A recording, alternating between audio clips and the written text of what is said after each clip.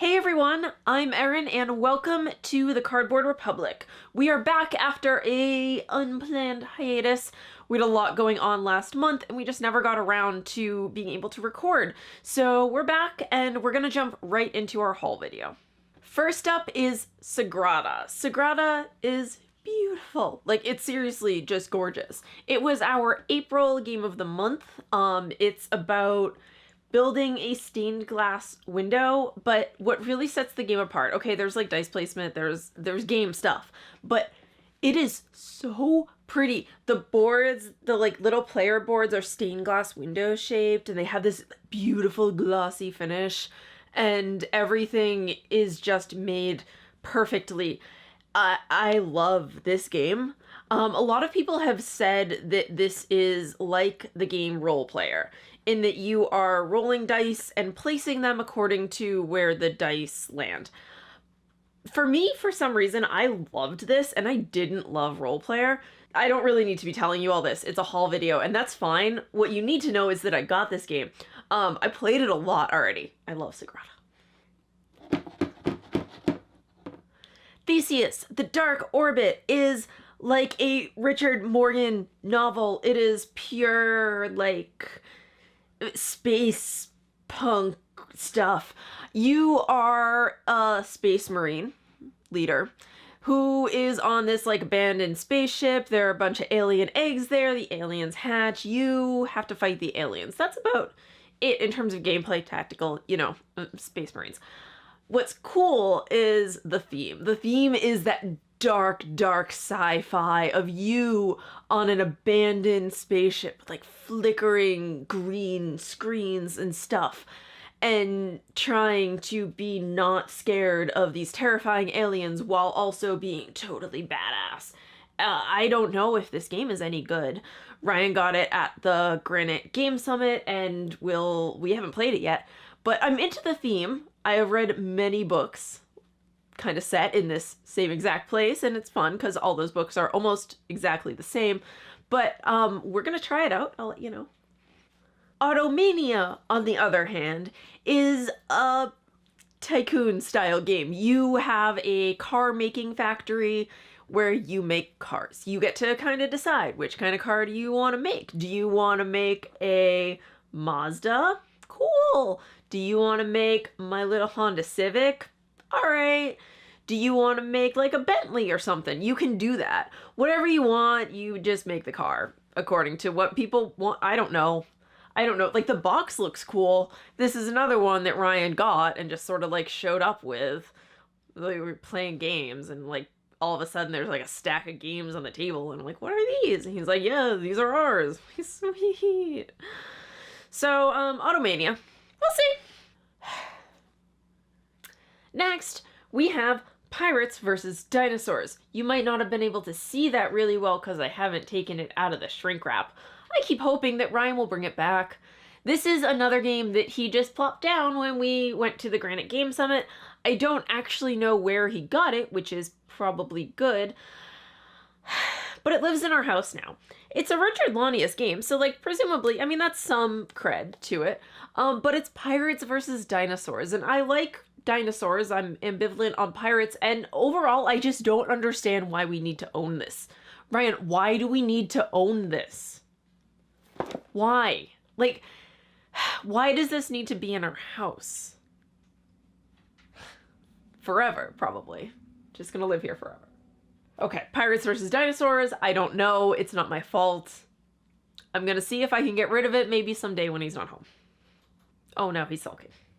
This one, though, makes me super happy. So, Watson and Holmes is like Sherlock Holmes consulting detective, but instead of just competing against Sherlock, which is basically impossible because he's a genius, and who would have thought that being Sherlock Holmes is actually really hard when you're also competing against Sherlock Holmes? I don't know. But Watson versus Holmes is like the competitive version. So you're competing against each other to solve crimes, which is totally my thing. I'm gonna kick ass at this game. And I'm so excited. I can almost forgive him for Pirates versus Dinosaurs because he also got this. Almost. Fugitive. If you believe the box text on this, you're basically playing one of the Bourne movies, which would be super, super cool. But it's supposed to be like a fast-paced cat and mouse card game. I have to admit, the design does not super wow me, but I'm really hopeful that it's at least a fun and clever take on that whole, like, chasing a criminal genre. Oh my god, I just realized that Sherlock or Watson and Holmes is all about chasing criminals in a way that is very, like, intellectual. And then this is all about, well, partly being a criminal, but also chasing a criminal, but in a way that's much more fast-paced, and that's kind of cool. I wonder which one I'm gonna like more. No, I don't. I'm gonna like Watson and Holmes more because it's, like, obviously basically designed for me. But I wonder how this is going to compare.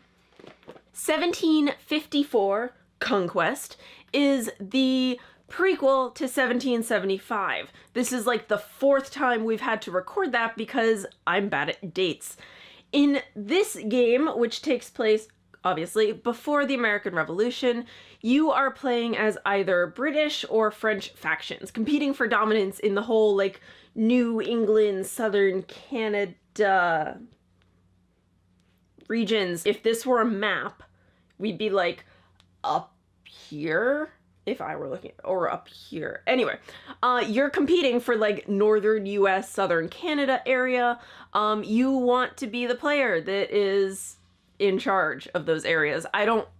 This is a haul video, all right? I haven't played it yet. It looks cool. It looks like all of the other games, but the fun thing about this whole line of games is actually that they are supposed to be pretty educational. So I do like playing them.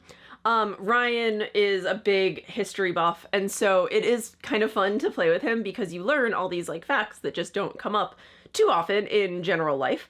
Oh, we should do a fact video. That would not be fun. I'm sorry. We won't do that.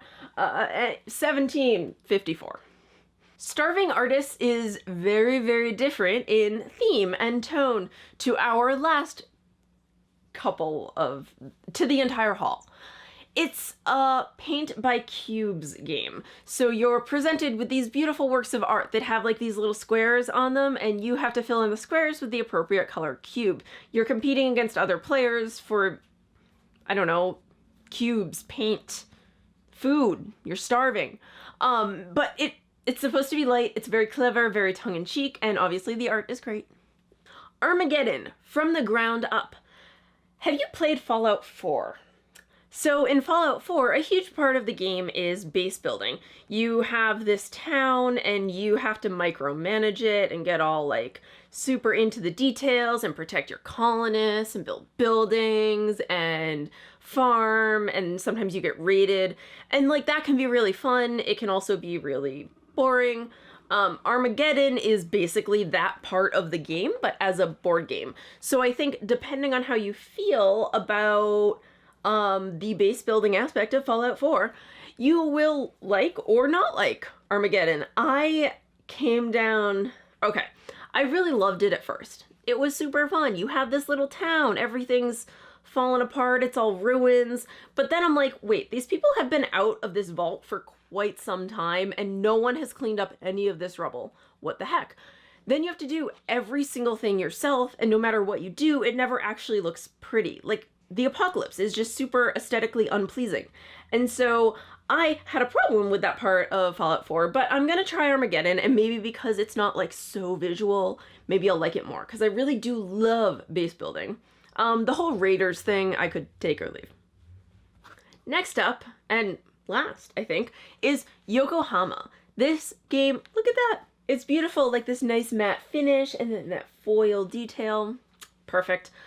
Yokohama is a game set during the Industrial Revolution in Japan. You're playing as merchants. You're trying to be the best merchant, like you always are. There's no game where you try to be the worst merchant. So you're trying to be the best merchant. You do that via this Mancala-style worker placement thing with all the moving bits. And okay, the real reason why it's, like, on this list is because Ryan has not stopped talking about this game since he got it. He is so excited to play it that I am surprised that he hasn't yet, but I'm sure it's only a matter of time. So we'll be reporting back very soon, if we haven't already by the time this goes out, on how much he loves Yokohama. So that's our haul. Those are a bunch of the games that we got in during the past 2 months because we were sort of lazy in April. Sorry. We're gonna play these and get back to you on whether we like them or not. I give you my opinion, but it's a uneducated opinion as of right now. It's just a guess based on my prior history. An estimate. It's an estimate of whether or not I will like a game. We'll come back with the real measurement on yes or no.